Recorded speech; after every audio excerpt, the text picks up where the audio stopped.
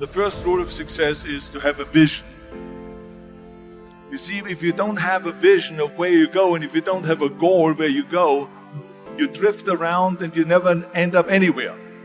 It's like you can have the best ship in the world, you can have the best airplane in the world. If the pilot or the captain doesn't know where to go, it would just drift around. It will not end up anywhere, or most likely in the wrong place. So I was very fortunate that I stumbled onto my vision. I mean, as you know, I was born in 1947 in Austria after the Second World War. And I didn't really like Austria when I grew up. I couldn't wait to get out of there. I couldn't see myself becoming a farmer or a worker in a factory or anything like that. Even though my parents wanted me to stay there and have a normal life. My father wanted me to become a police officer like he was. My mother wanted me just to stay there and marry a girl with the name of Heidi, hopefully, and have a bunch of kids and run around like the Van Trapp family in The Sound of Music. But that was their vision, not mine. My vision was totally different. I felt that I was born for something special, for something unique, for something big. You know how great it felt that I knew where I was going? Imagine the majority of people don't know where they're going. It's when you have a goal, when you have a vision, everything becomes easy. Because remember that in America, for instance, when you study, you will see the percentage of people that like their jobs. 74% hate their job in America. Now, this is not much different when you come to Europe.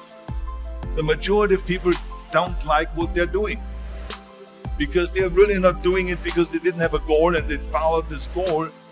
They just aimlessly drift around, and then all of a sudden there's a job opening, so they get that job because you have to work. But then when you work, it's a chore. It's work. It's not fun. So if you think about, only a quarter of the people really enjoy what they're doing in life. That is unbelievable if you think about it. So I felt so blessed that I knew what I was doing. It's like a medical student that studies and knows he wants to become a doctor. You know where to go. So I knew where to go. So people always ask me, when they saw me in the gym in the pumping iron days, they said, why is it that you're working out so hard? 5 hours a day, 6 hours a day, and you have always a smile on your face. The others are working out just as hard as you do, and they look sour in the face. Why is that? And I told people all the time, I said, because to me, I'm shooting for a goal. In front of me is the Mr. Universe title. So every rep that I do gets me closer to accomplishing that goal, to make this goal, this vision turn into reality.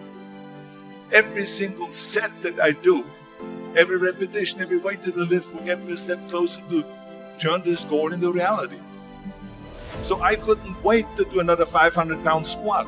I couldn't wait to do another 500-pound bench press. I couldn't wait to do another 2,000 reps of sit-ups. I couldn't wait for the next exercise, for the next half hour of posing and all the kind of things that you have to do to be a champion.